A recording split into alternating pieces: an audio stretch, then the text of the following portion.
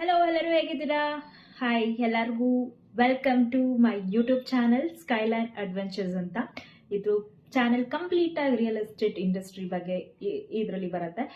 So ನಾನು ಹಿಂಗೆ ಯೋಚನೆ ಮಾಡ್ತಾ ಫಸ್ಟ್ ಯಾಕೆ ನಾನು ರಿಯಲ್ ಎಸ್ಟೇಟ್ ಅಲ್ಲಿ ಏನೇನು ಬರುತ್ತೆ, ಯಾವ ಥರ ನಾವು ಪ್ರಾಪರ್ಟಿ ಚೆಕ್ ಮಾಡಬೇಕು, ಅಪ್ರಾಕ್ಸಿಮೇಟ್ ಹೆಂಗೆ ಚೆಕ್ ಮಾಡಬೇಕು, ಮತ್ತೆ ಅಪ್ರಿಷಿಯೇಷನ್ ಅಂದರೆ ವ್ಯಾಲ್ಯೂಸ್ ಇನ್ವೆಸ್ಟ್ಮೆಂಟ್ ನೋಡ್ತಾ ಇದ್ರೆ ವ್ಯಾಲ್ಯೂಸ್ ಹೆಂಗೆ ಗ್ರೋ ಆಗುತ್ತೆ ಅದ್ರ ಬಗ್ಗೆ ಹೇಳೋಣ ಅಂತ ಬಂದೆ.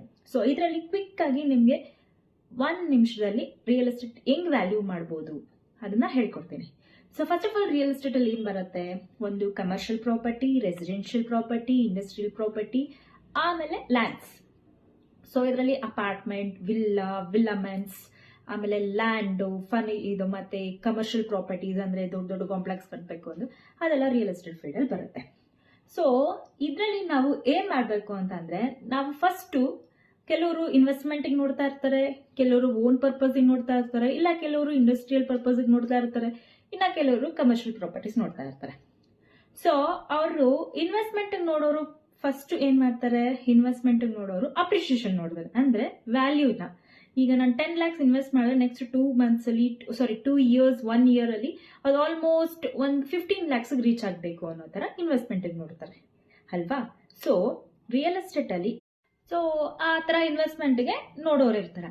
ಸೊ ಇದರಲ್ಲಿ ಹೇಗೆ ನೀವು ಇನ್ವೆಸ್ಟ್ಮೆಂಟ್ ಗೆ ಪರ್ಪಸ್ ಆಗಿ ನೋಡ್ತಾ ಇದ್ರೆ ನೀವು ಎಲ್ಲಿ ಇನ್ವೆಸ್ಟ್ ಮಾಡಿದ್ರೆ ನಿಮ್ಗೆ ಎಷ್ಟು ಅಪ್ರಿಷಿಯೇಷನ್ ಬರುತ್ತೆ ಅನ್ನೋದು ನೋಡ್ಬೇಕು. ಒಂದು ಲೊಕೇಶನ್ ಇರಬೇಕು, ಪ್ಲಸ್ ಅದು ಗೇಟೆಡ್ ಕಮ್ಯುನಿಟಿ ಪ್ರಾಜೆಕ್ಟ್ ಇರಬೇಕು, ಅಪ್ರೂವಲ್ ನೋಡಬೇಕು, ಇನ್ನ ಒಂದು ಪ್ರೈಸಸ್ ಹೆಂಗ್ ಇನ್ಕ್ರೀಸ್ ಆಗ್ತಾ ಇದೆ ಅನ್ನೋದು ನೋಡಬೇಕು. ಸೊ ಯಾವ ಲೊಕೇಶನ್ ಅಲ್ಲಿದೆ, ಅದು ಏನ್ ಅಪ್ರೂವಲ್ ಬಂದಿದೆ ಅನ್ನೋದು ಮೇನ್ ಇಂಪಾರ್ಟೆಂಟ್ ಆಗುತ್ತೆ. ಸೊ ಈಗ for example Bangalore, present Bangalore ಅಂದ್ರೆ ಬ್ಯಾಂಗ್ಳೂರ್ ಇನ್ಸೈಡ್ ಅಲ್ಲಿ ಎಲ್ಲ BBMP, BDA ಈ ತರ ಬರುತ್ತೆ. ಸೊ ಆಫ್ ರೋಡ್ ಬ್ಯಾಂಗ್ಳೂರ್ ಅಂದ್ರೆ ಸ್ವಲ್ಪ ಔಟ್ಸೈಡ್ ಬ್ಯಾಂಗ್ಳೂರ್ಗೆ BMRD ಅಪ್ರೂವಲ್ ಬರುತ್ತೆ, BMP CA ಬರುತ್ತೆ.